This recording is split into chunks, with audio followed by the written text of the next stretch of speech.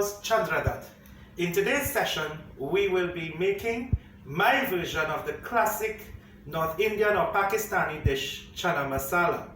The star of the ingredients will be the chickpeas or garbanzo beans, which is popularly called Channa in the Desi world, and our spices will include cumin or jeera, red chili or mirch, turmeric or haldi, as well as black pepper, cinnamon stick, and a host of spices that we have roasted and ground to create my version of garam masala. The basic aromatics will include ginger, garlic, onion, tomatoes, chili peppers freshly made, as well as the usage of certain leaves like coriander and coriander. This involves getting our regular vegetable oil very hot. And once this is done, the litmus test is to add the cumin or the jeera.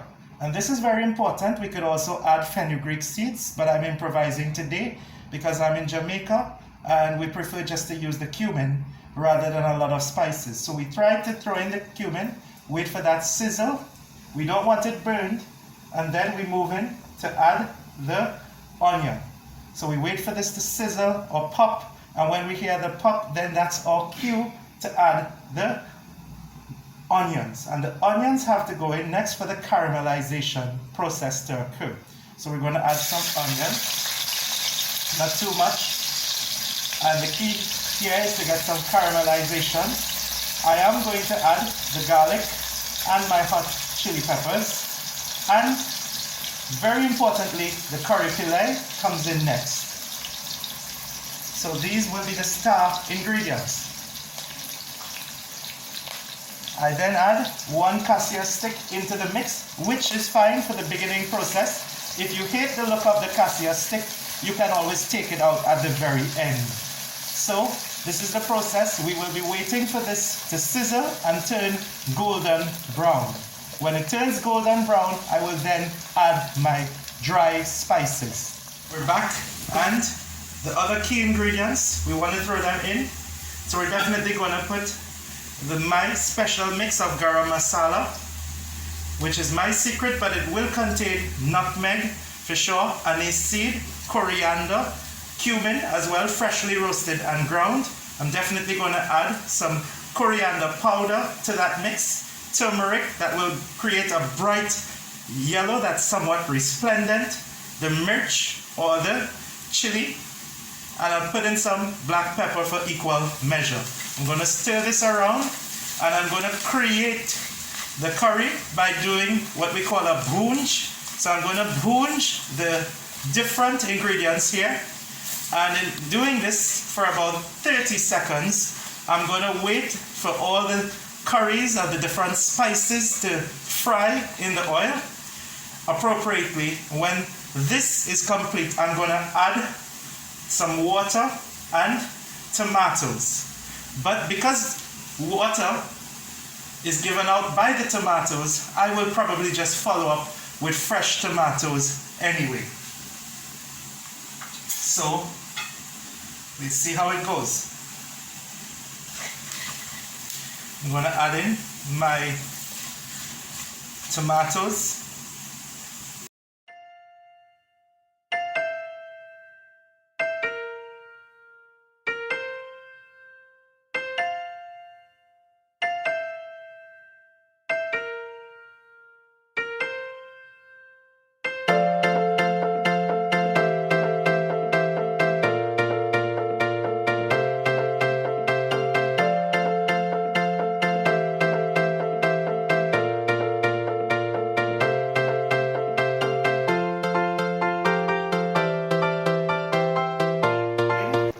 This complete immersion of the chickpea in the hot mixture, I'm just going to add some freshly chopped coriander.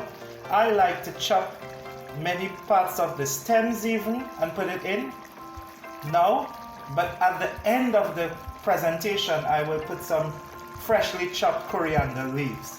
But at this point we just stir in the coriander leaves into the mixture just to make sure everything is okay. And once this is set, with the boiling process very apparent, we now cover our dish, and this will go on simmer mode for roughly 30 minutes. And it all depends on the temperature. If you're getting roughly 300, if you're getting maybe medium heat, it should be fine, or perhaps the equivalent to 300 degrees in an oven. That's the kind of heat range you're looking for right now. But when you bring it down to simmer mode, you want it to really cook slowly. And this is very important because many people burn curries. You don't want to leave the dish on high heat. It needs to slowly cook. And you don't need to stir the pot. You don't need to do anything extra. Let the ingredients speak for themselves. So we just let it do its own magic and create the dish for us. After 20 minutes of simmering, this is how it looks. The water has reduced significantly and the chickpeas has become softened, and therefore is at the texture that I consider appropriate for eating. Some people might want to increase the heat, but for me this is good enough. And what I'm going to do is garnish. You could do a basic garnish with coriander. I did put some coriander in earlier. I'm just adding some coriander leaves, rough chopped.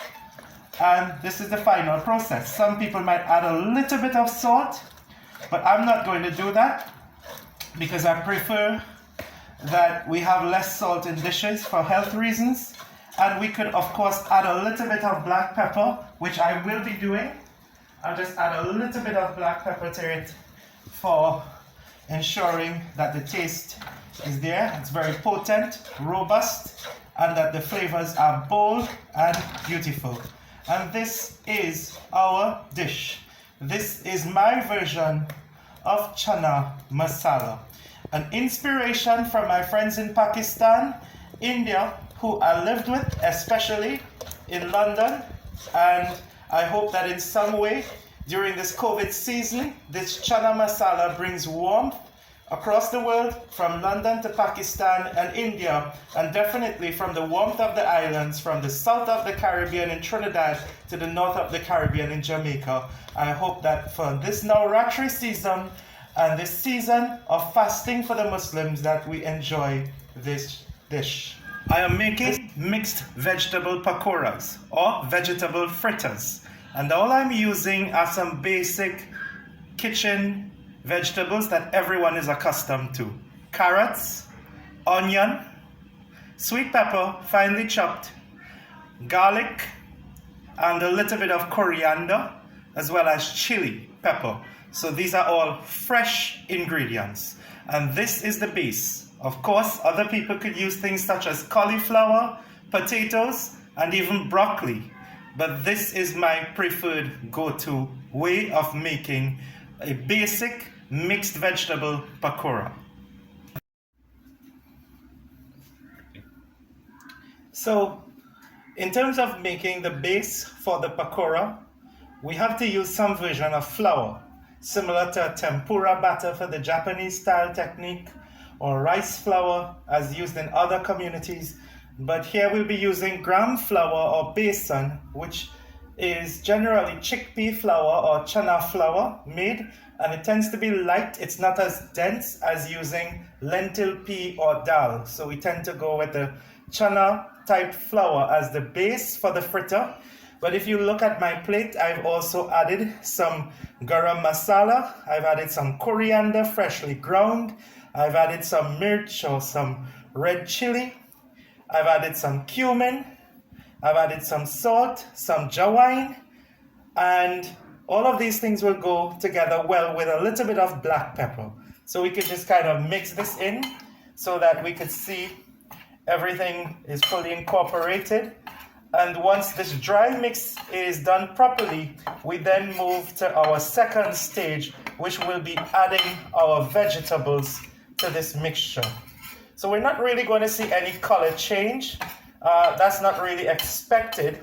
The only case of a color change will come from perhaps adding a little bit of turmeric, and we could do that because turmeric could give us a nice golden color, and that's a possibility. So we'll just add a little bit of turmeric to it because this could give us some color as well. A nice sheen, and turmeric is also very healthy for the digestive system. So this is the basic dry mix that we're using, our besan mix, our batter, so to speak. And then we add our ingredients. This is our batter as it looks. We've added water to the ground flour. We've stirred it around, and we're going to leave this to rest for 10 minutes. Interestingly, there's no yeast, there's no baking powder, there's no real leavening agent, because the gram flour itself is not as thick as perhaps dal flour, and it will create a relatively light batter that when stir-fried will give us a golden brown complexion. So think about this whole process as being similar to Japanese-style tempura. Think about it being similar to Korean-style stir-fry vegetables, or even somewhat similar to the Jamaican style of salt fish fritters, or even Trinidadian akras for that matter. We are about to make the mixed vegetable pakora, and I'm just going to take a ladle and throw in my first batch, and hopefully this should work. I go in very slowly and allow it to flow. That's my first one. I'll do a second one just to demonstrate. And you will notice it turns golden brown. Try to not let them separate.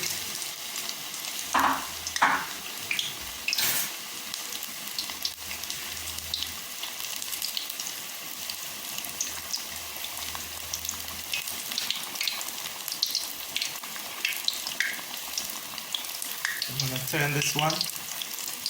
That's the brown, golden brown complexion or color we want. And in about 5 seconds I'm going to turn the second one that I put in. Yep. So both are golden brown. And they'll be taken out.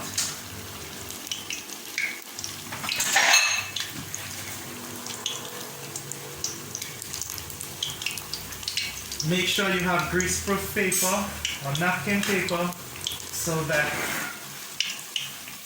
extra oil could be drained.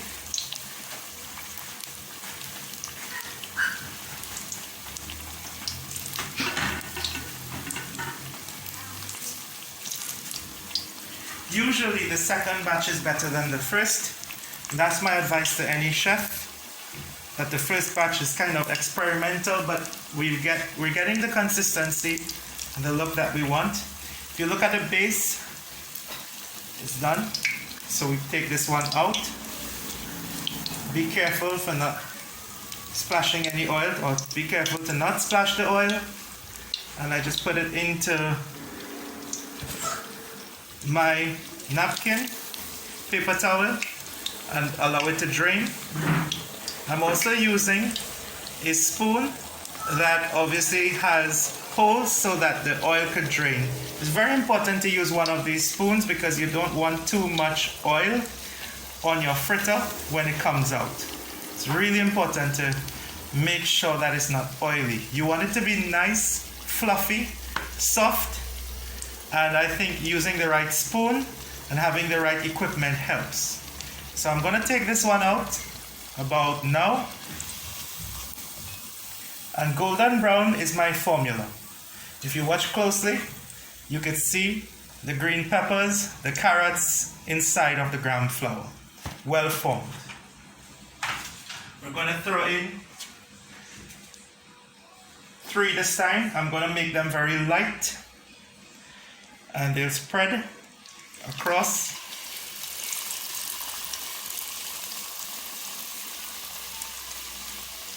That's 1. 2.